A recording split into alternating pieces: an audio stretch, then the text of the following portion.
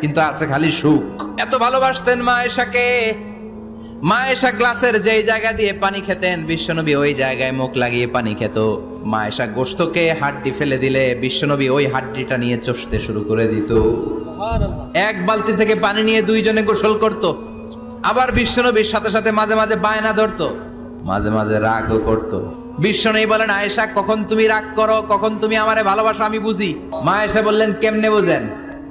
বিশ্বনবী বললেন, যখন তুমি রাগ করো তখন নামাজের পরে দোয়ার মধ্যে বলো, ও ইব্রাহিম আলাইহিস সালামের আল্লাহ, আপনি আমার উপর দয়া করেন।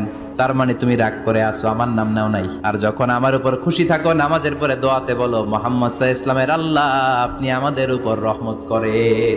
তার মানে খুশির সময় তুমি আমার নাম নাও, রেগে গেলে অন্য নবী দেয়া দোয়া সাইরা দাও, রেগে গেলে আমার নামটা নাও না। মা আয়েশা বলে, নবী গো, আমি তো শুধু নামটাই মুখ দিয়ে নেই না, কিন্তু কলিজা থেকে তো আপনারে বাদ দিতে পারি না।